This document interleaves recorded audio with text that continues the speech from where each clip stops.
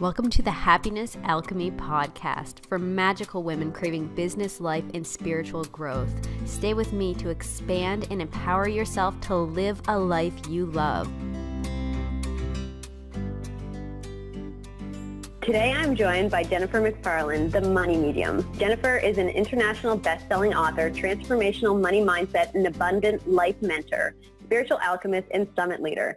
Jen has a magical way of aligning people with their destiny. From a very young age, Jennifer has had a calling to understand this connection between the mind and how it creates our reality. She has herself experienced the transformation that understanding the power of one's own thoughts and habits can bring, and wishes to help others experience the same expansion on their journey of awakening. Over the last 20 years, she has obtained certificates in yoga, meditation, and hypnosis.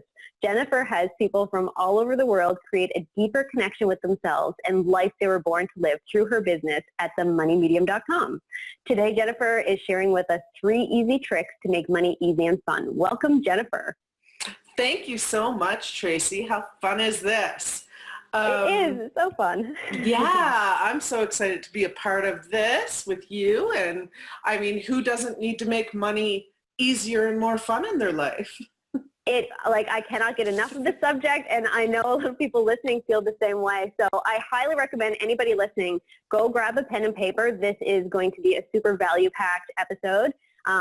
We all love the topic of money and abundance, so we're going to get right into it. Yeah. Before we really move on, because I know everybody's like, what are these 3 amazing golden tricks that we're going to hear about today?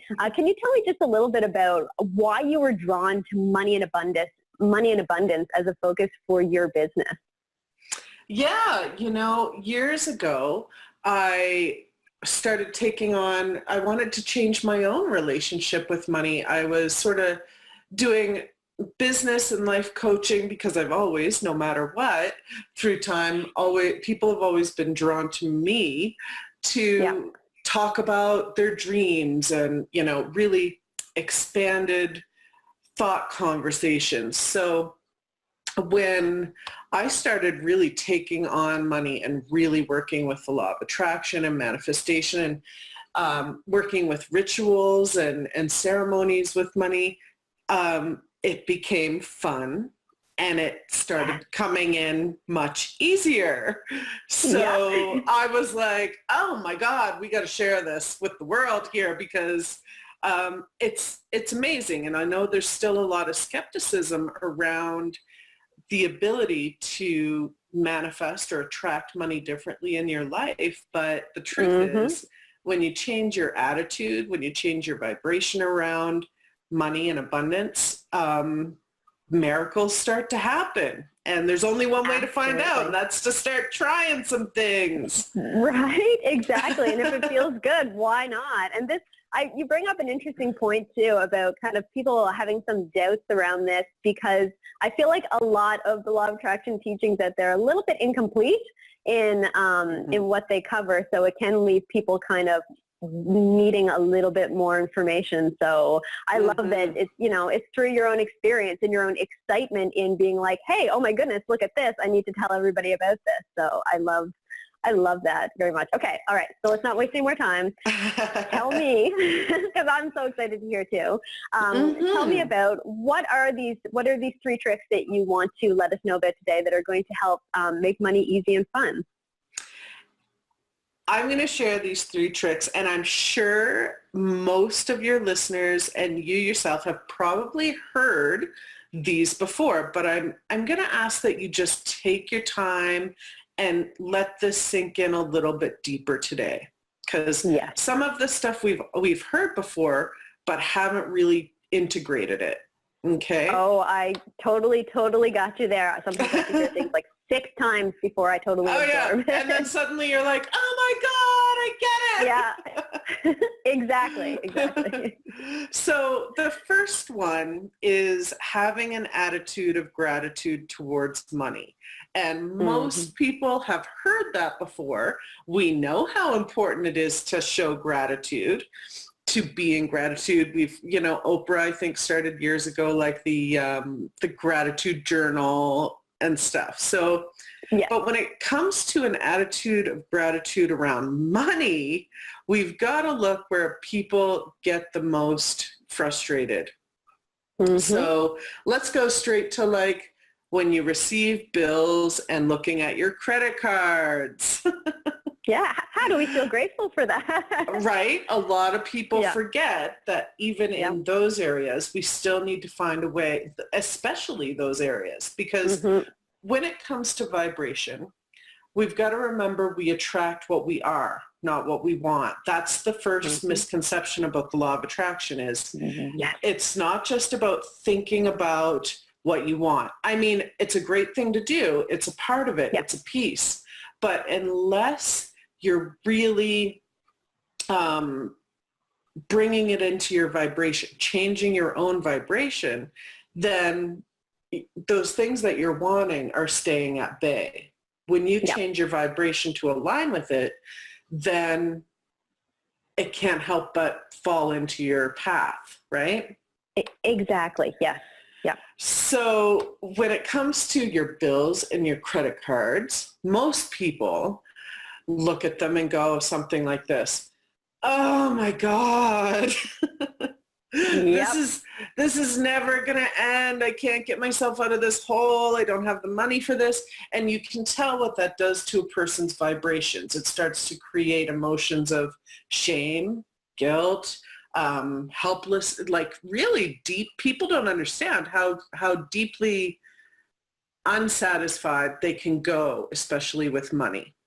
Exactly. And that's, well, I don't want to go as far as using the word dangerous, but that's kind of dangerous to be throwing that energy into how you feel about money, right? So that's, I really like that you brought this up. Yeah.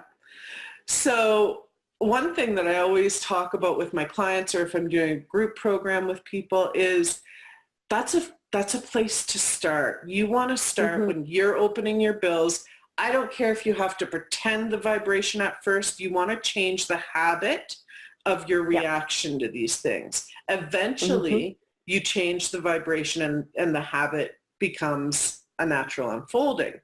But so you look at your bills online or you open your mail, and instead of going like, oh, how's this going to happen? Try out going, I am so grateful that I have whatever it is, power, that I have heat during these cold winters. Even with credit cards, one beautiful way to look at credit cards is to treat them as if they were one of your best friends that lent you money. I like that. Yeah. Because we get excited about paying our friends back. If they've lent us money, we want to pay them back. We actually are a little bit sleepless until we pay them back. Yeah. Right? Instead of like begrudgingly being like, here's the money to this large company. They want their money back. Well, they're just, you know what? Imagine that they're people. They just want, you borrowed it. Maybe you traveled with it. Maybe you got some education with it. Maybe it just supported you when you were trying to start your business or what. So why not step into really deep gratitude about what the credit has given you? Because that's what it is. It's credit. It's a loan, really, right? Yeah. It's just that we've fallen into a place in our time where credit has become very easy. We haven't really been trained how to use it properly, and it's gotten a little bit out of control sometimes, right? Exactly, with emotional consequences for a lot of people, Yeah. So in order to protect yourself from feeling really begrudged about your debt or credit cards or anything, start throwing some love at your credit cards and your debt, because you'd be surprised just by changing that attitude towards debt and bills, it changes your vibrational connection with money that is owed. Absolutely. So that's really interesting. I like that a lot because it's thinking about changing your vibration about money, not just in a state where you're like, when I think about money, how do I feel? Oh, I can make myself feel zen. But then whenever actually, hits the fan, it's just like, how am I feeling about money now? That's when you need to be focusing that gratitude energy. That's when you really are putting that into practice. Absolutely. And I always call it, you want to imagine that there's a hawk flying around the top of your head. And as soon as you have one of those negative thoughts around money or debt or bills, this hawk can pull that thought out so you can see it. And really, when you do that, then you can spend some time going, oh my God, I do have fears about this. It's about getting in touch with your subconscious and changing the vibration from there. Most people go in avoidance, right? Yeah. So it's like a mindfulness hawk who is just like kind of circling the area. Exactly. And it works well. Yeah. That vision works well. So I like use that. The second one that I want to talk about is, and I always do this on full moons, not every full moon, but full moons they seem to work really well for this. Take some physical money out of the bank. And you can actually do this anytime. It's always a great practice. But we don't involve ourselves with physical money enough anymore. It's very digital. Yeah. So, oh my goodness, that's so true. Yeah, and it's important because although we don't actually have it in our hands a lot anymore, we probably use money a lot more than we used to. Absolutely. It's almost like I remember walking downtown one time and I, didn't think I was going to use money at all. And I ended up doing 10 different transactions that involved money within a half an hour, Yeah. And probably more online that day. So. Exactly. Yeah, I like that a lot. I never have cash on me. It's just because there's hardly any circumstances where that's required. So I'm interested to hear the rest of this. Yeah. So years ago, I started doing this every once in a while on a full moon, but you can do it anytime just to change your relationship with money. A lot of money people have this idea that money's dirty or, those old nasty belief systems. Money's the root of all evil and we all know if you're carrying a thought like that about something, you're probably going to have more trouble attracting it to you, right? Yeah, a little bit. A little bit. It's kind of like trying to attract somebody that really doesn't like you or you don't like to you. It's just kind of... You don't, exactly. You're repulsed by it, really, and it's being repelled. Yeah, it can't help but run away from you. Yeah, that totally. Makes sense. So when you take physical money out, do some fun things with it. A couple of things that I've done that are super fun. I'll invite a couple of girls over, and we'll put our money together. That brings up all kinds of trust issues too, but you work through them, right? It's funny how people are around money. When I've had up to 10 women come together and we bring our money together, we've had up to, $10,000 cash. Oh my goodness, yeah. And of course, in the back of all of our minds, we're like, oh my God, say if somebody, but we all know each other so closely, but we still have those old fears of, say, if we lose it, or say if somebody walked in right now that we don't know, or, is somebody going to jam 100 down their bra without telling us? And so you work through whatever comes up for you through the whole process too. And then everybody takes turns making it rain on each other, kind of like music video style money stuff. Yeah. Right? And the one thing I always recommend people do once in a while is to take some money and their credit cards to bed with them. Either put it in their pillow or, spread it in the bed, because you want to start connecting with it. It's a piece of our man-made consciousness, right? So it takes on the energy that we put into it. Absolutely. I want to plan this up for myself. That's a really, really creative creative way. Money's on the brain now. It's a really creative way to bring up kind of these subconscious things and deepen your relationship with money. I like that a lot. Totally. And I recommend journaling through all of it because it will bring up a lot of subconscious things. One time, for one woman that did this, money had a really bad vibe to it because she grew up in a home. Dad was a drug dealer. there was lots of money around, but it didn't feel like safe, Yes. good feeling to it. So it was really hard for her. So at first we had to, if any of your listeners who have ever been in a situation like that where money did not feel like a good thing at all, start doing something to make it feel beautiful. So for this one in particular client, it was, she really loved roses. So I asked her to go out and get some roses or rose petals and just make sort of like a little circle of some money and some roses and throw some intentions in there of how you want to feel about money, because it's going to take on what you put into it. That's what money does. Absolutely. So if you need to start working just on making money feel good again in your life, start with something like that, right? And I really like that one. I just have to quickly mention here too, what that really put me in the mind of too is it's really cool how it's changing her relationship with money because she's integrated with something she loves, but also roses are so high vibrational too that it's almost like that vibration kind of mixes with the money, mixes with how your awareness of it just can start to shift like that. Really, really beautiful. Yeah, I like Absolutely. that. You know what? Yeah. These are totally fresh ideas, I think, for a lot of people. Yeah, awesome. Yeah. So those are really good ones. So that's like everybody pick out a song that they really love. If you have a couple girls over and play with some money, physical money, let each person or some guys, some gals, whoever, my husband and son always get in on it because who doesn't want to make it rain, right? It's just so fun. Yeah. It's just fun, yeah. Yeah.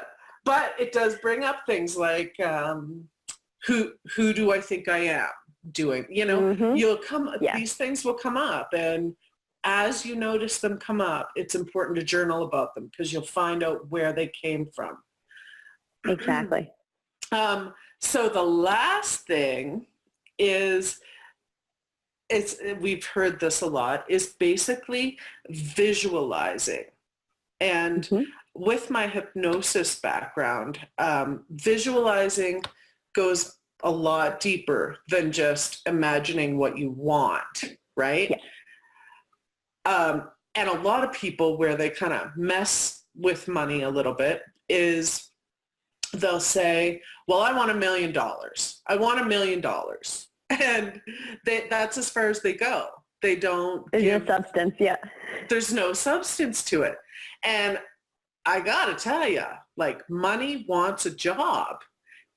Money wants a place to go in your life. If you're just saying, I want $1 million, well, there's no real like necessity for it to come into your life. It's like me saying, well, I'd like an orange, but there's no need for it right now. It's like, well, when do you need it? Like next year, or when do you want this orange, right? I can picture the universe up there trying to take the order, being like, well, like, I mean, what do you want me to do with this? Where's the rest of it? Yeah. Yeah. How do you want it? Yeah. And why do you want it? Why do you want it? Exactly. So exactly. It's an opportunity to get really clear about the kind of life that you want, and then give money a job in that. So if it's, I really want to go to Ireland, let's say, you start looking it up, look up the tickets, start putting it together, and then, when you're making it rain on yourself or whatever, go, I would really love to have $5,000 to go to Ireland by such and such time. So there's a lot more clarity. There's a lot more detail. The more detailed you can be for money, the better. And when you visualize, lay down, sit down, close your eyes. This is the thing. If I said to everybody in the world, you can have exactly what you want, you just have to spend 20 minutes a day in deep visualization, most people wouldn't do it. They still wouldn't do it. If I said that's all you have to do, they still wouldn't do it. They might do it for like, 3 days. Don't have time. Yeah.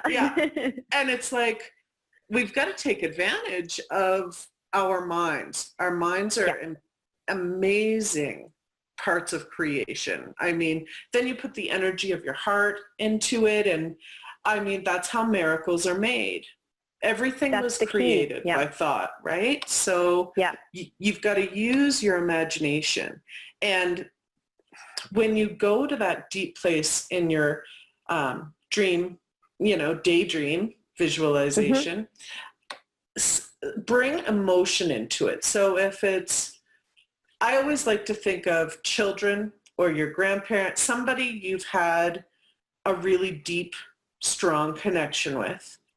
And because you can relate to that, you can easily bring emotions into the feelings of the people that you love.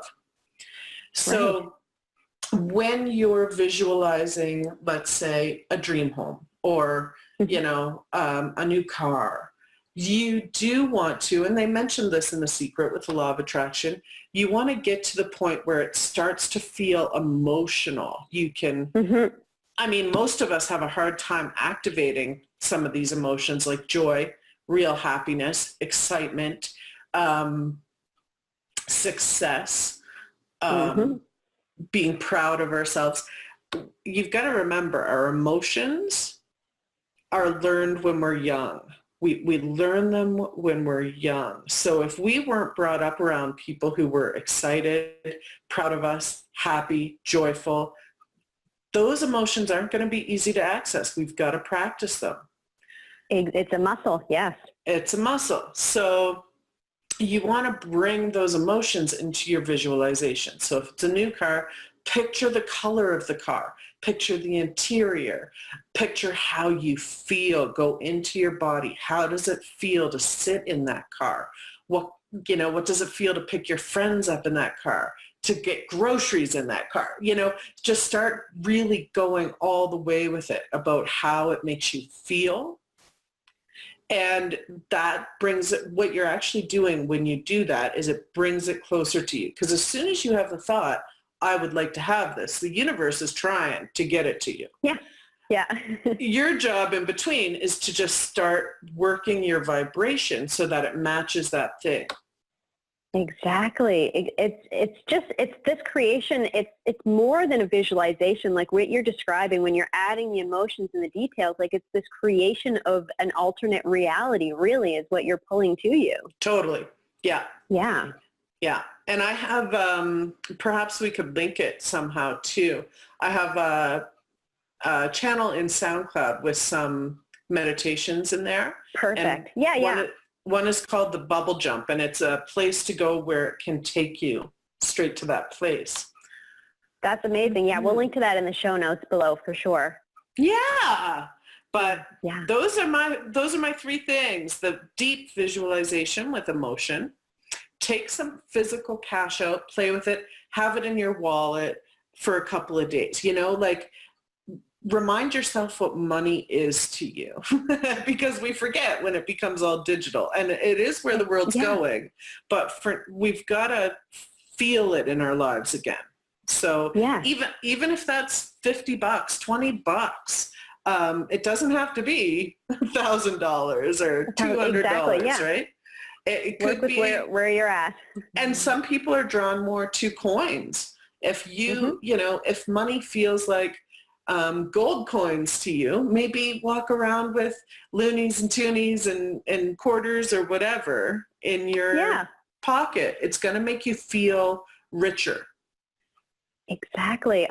You know what? I have looked into money mindset stuff for years and years and years. So I was really excited to hear your tricks, and they are so creative and new. Like I'm excited to go and try these. While we're recording this, it's a new moon here tonight, so I'm really excited to go try some of these, especially taking the cash out of the bank one. That sounds like a lot of fun to do. Oh, it is one of my favorites, and it's one that all of my clients just love because there's something happens there. You change your entire outlook on money when you spend some time with it like that. Right, exactly. Really, really good. Oh my goodness. Immense value there. I know a lot of people are going to be rewinding this and going back and listening to that again. It's very, very important stuff here. This is we can talk about it just like this, but insanely life transformational when you start to put like advice like this into practice. So there's value in listening to it, but there's a hell of a lot more value in actually taking action on it. So I'm encouraging everybody out there to do that. Okay, so another question now. Can you give me an example? And this is something that I ask everybody who comes on the podcast. Can you give me an example of when you created happiness alchemy? So what I mean by happiness alchemy is just anytime you transformed a struggle or challenge into like an empowerment or growth. Anytime that you created happiness alchemy in your life.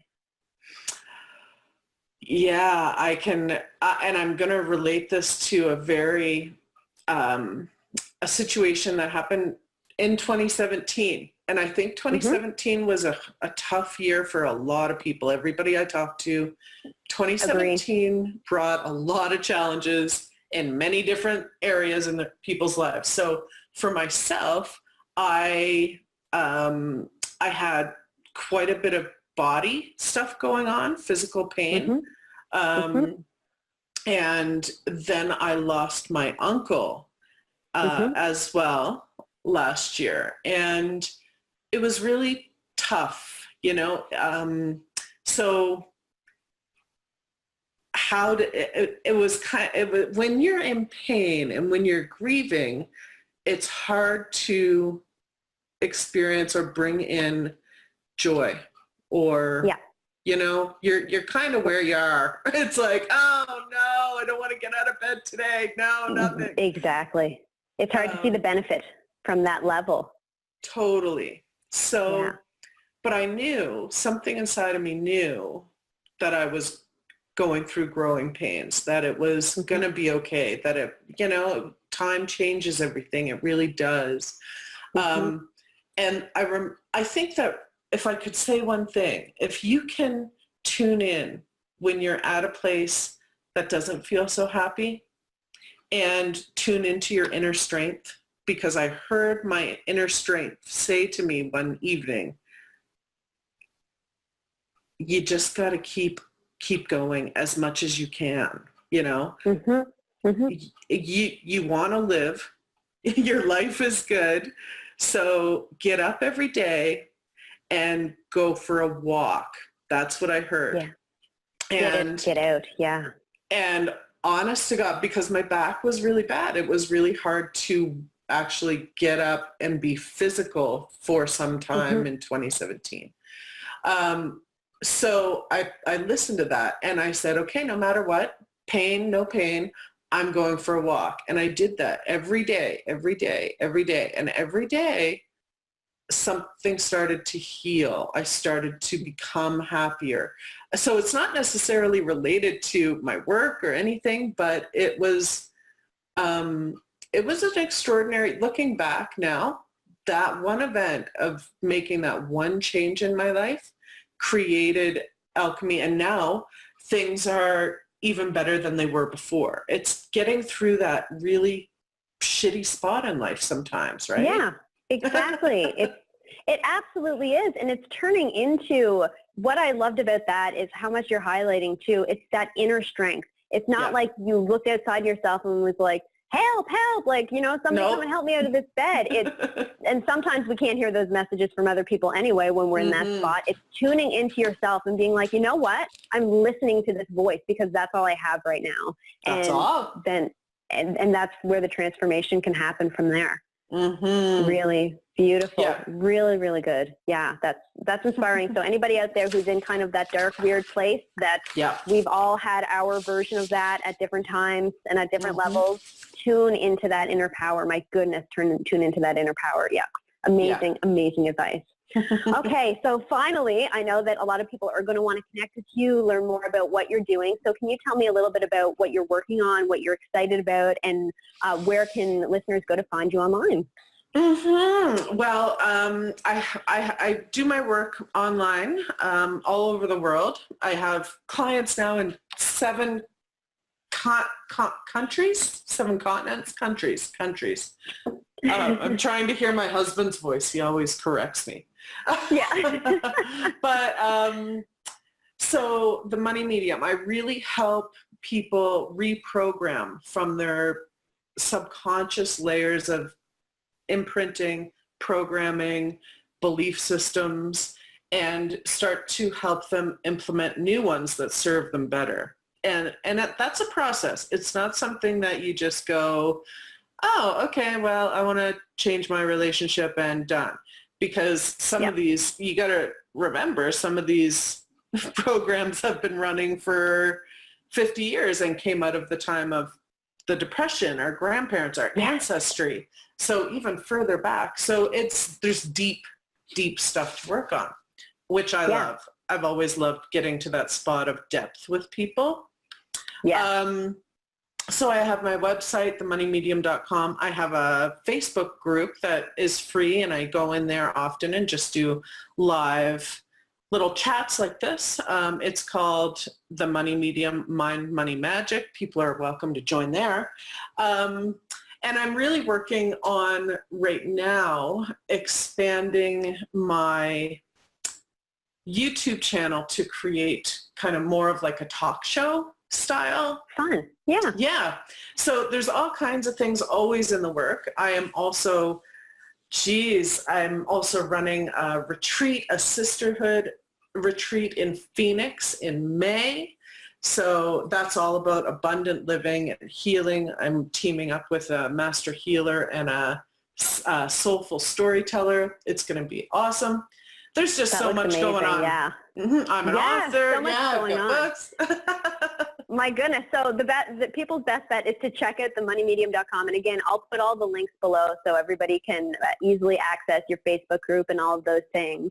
Thank you. And kind of click around to your YouTube, learn some more of what feels to me like a really, really fun way to go really, really deep with your money issues. So you're not just on the very surface level of think positive and it will happen. You're going a lot deeper and addressing the actual concerns. But then your energy is like, hey, I'm super fun too. So it sounds like a really good combination. Yeah, we have a lot of fun. You got to keep money fun. That's for sure. Absolutely. I love it. All right. Well, thank you so much for joining me today, Jennifer. Thank you so much, Tracy. And I just want to say, if nobody has said it to you today or ever, I am wishing you all the richest blessings that life can give to you.